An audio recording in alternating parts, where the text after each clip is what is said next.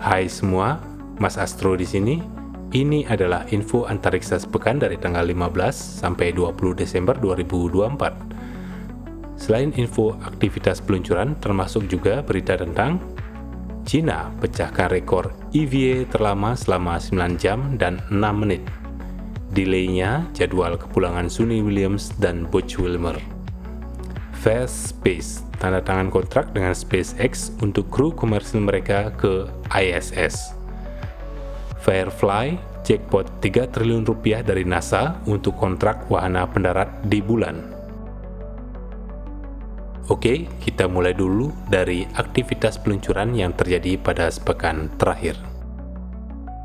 16 Desember 2024, CASG Longmas 5B Satnet Leo Group 01 diluncurkan dari pad LC-101 di situs peluncuran antariksa Wenchang, China, membawa 10 satelit rangkaian ke-10 ke orbit polar untuk konstelasi satelit Satnet milik Satellite Network Group of China.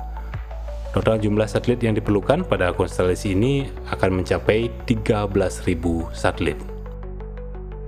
17 Desember 2024, CASG Longmas 2D PISAT 2 misi 09 dan 12 diluncurkan dari pad LC9 di pusat peluncuran satelit Taiyuan, China.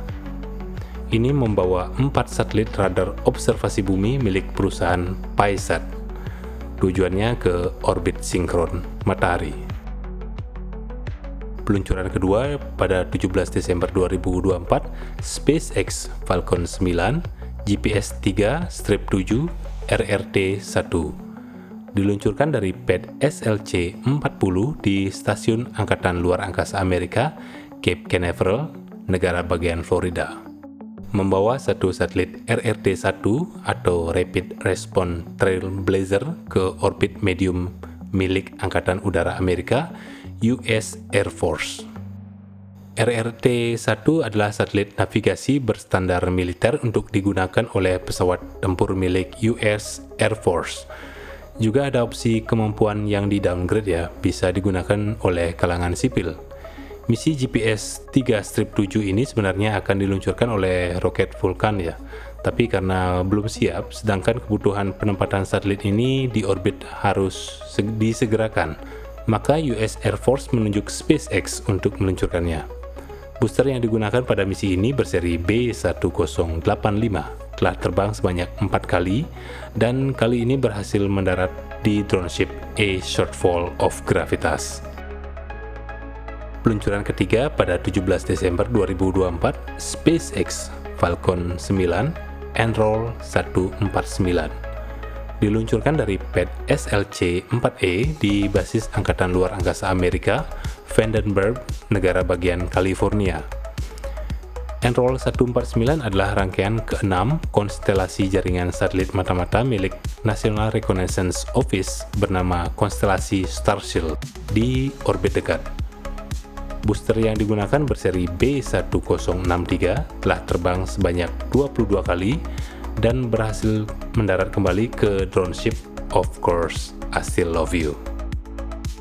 18 Desember 2024, SpaceX Falcon 9 O3B diluncurkan dari pad LC-39A di Pusat Peluncuran Antariksa Kennedy Space Center, negara bagian Florida. Membawa 2 satelit komunikasi milik O3B Network ke orbit medium. Booster yang digunakan berseri B1090 dan ini adalah penerbangan keduanya ya, dan boosternya kembali mendarat ke drone ship Of Course I Still Love You. Peluncuran kedua pada 18 Desember 2024, Space One Kairos Flight 2 diluncurkan dari pad Space One Bandar Antariksa Ki, Jepang. Jadi peluncuran roket Kairos ini gagal ya, walaupun sempat tinggal landas selama T+80 detik. Penyebabnya adalah kegagalan thrust vectoring control pada motor roket gagal menstabilkan diri yang membuat pergerakan roket jadi kacau ya, dan akhirnya roket meledak dan hancur. Roket ini membawa 5 satelit pengujian teknologi yang rencananya akan ditempatkan di orbit sinkron matahari.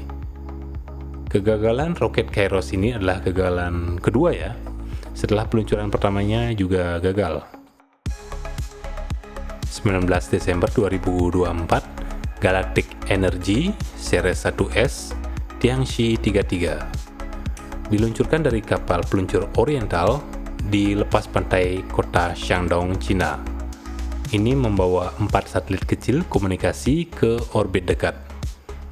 Nah, yang menarik dari roket Series 1S milik Galactic Energy ini memang punya metode peluncuran yang unik ya, karena mereka sering melakukan peluncuran dari kapal yang biasanya dilakukan di lepas pantai kota Shandong, yang kadang-kadang memang menjadi banyak tontonan masyarakat ya. 20 Desember 2024, CASG Long March 3B DJSW 12 diluncurkan dari pad LC2 di pusat peluncuran satelit Xichang, Cina.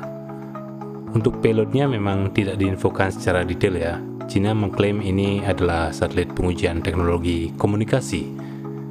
Kalau sepengetahuannya Mas, yang gini-gini biasanya sih satelit mata-mata ya.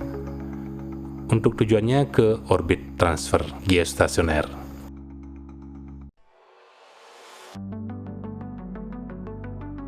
Berita pertama, kita mulai tentang Taikonaut Cina yang pecahkan rekor EVA terlama di luar stasiun luar angkasa Tiangong. 2 Taikonaut Cina ini berhasil menyelesaikan aktivitas luar wahana atau disebut dengan Extravehicular Activity atau disingkat EVA terlama dalam sejarah mereka di luar stasiun luar angkasa Tiangong pada Selasa lalu.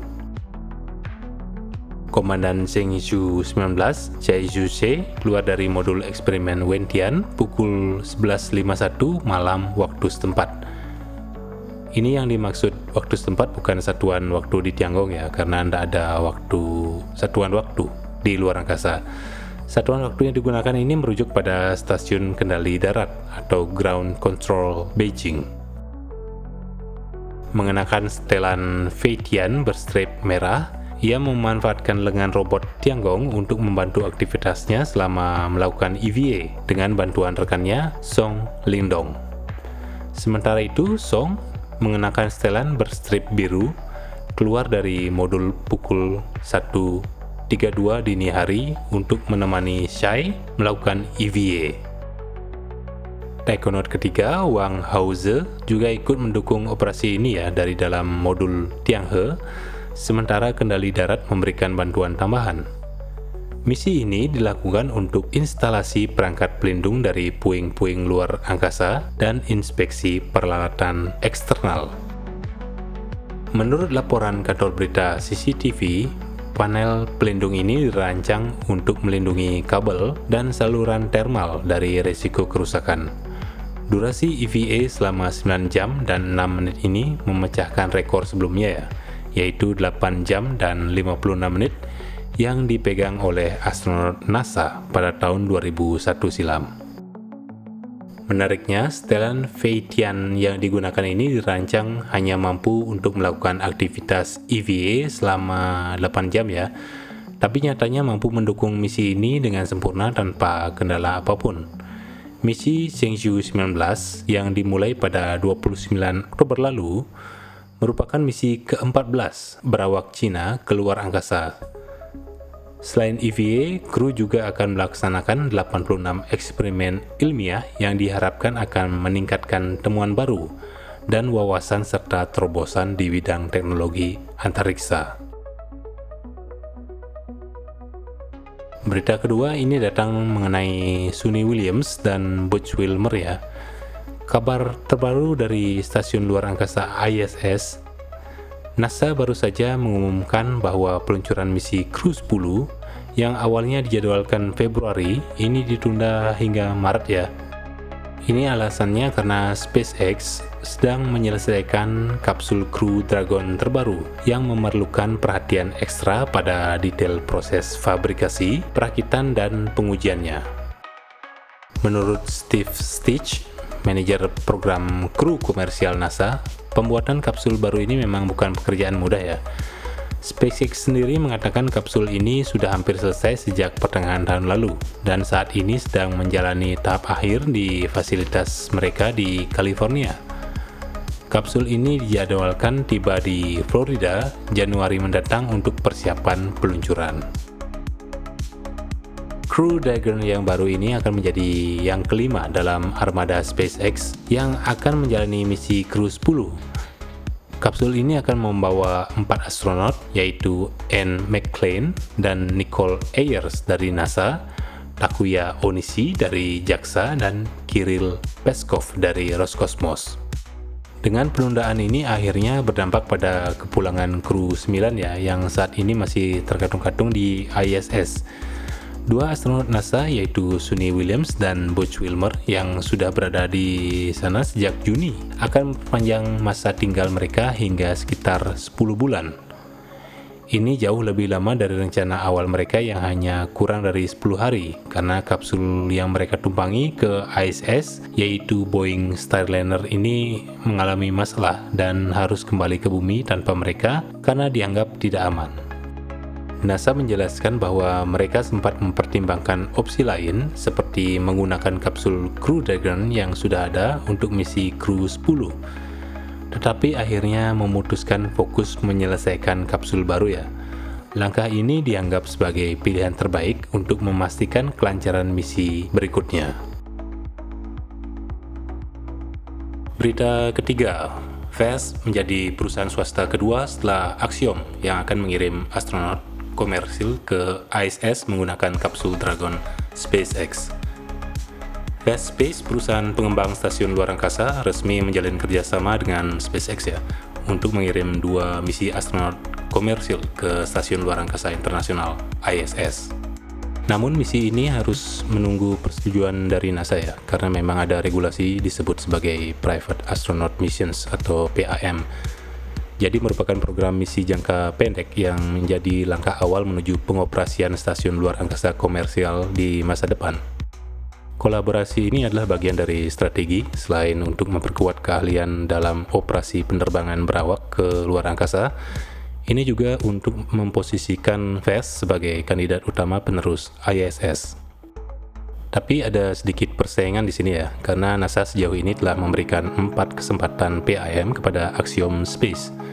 Axiom sendiri sudah menyelesaikan 3 misi PAM dan sedang bersiap untuk misi keempat di misi AX-4 yang dijadwalkan akan diluncurkan pada bulan April 2025. Sementara itu peluang pemberian PAM dari NASA untuk Vast masih belum pasti ya, walaupun sebelumnya NASA akan mempertimbangkan memberi izin untuk berlabuh ke ISS untuk astronot Vast sampai 2 kali per tahun. Selain untuk meningkatkan kecakapan Vast dalam menghandle misi berawak, mereka juga sedang mempersiapkan peluncuran modul Heaven 1 pada akhir 2025. Modul ini dirancang untuk mendukung hingga 4 kunjungan jangka pendek dan akan jadi langkah awal menuju pembangunan Heaven 2, stasiun luar angkasa Vast yang lebih besar, yang peruntukannya bisa sebagai stasiun riset komersil dan hotel luar angkasa pertama.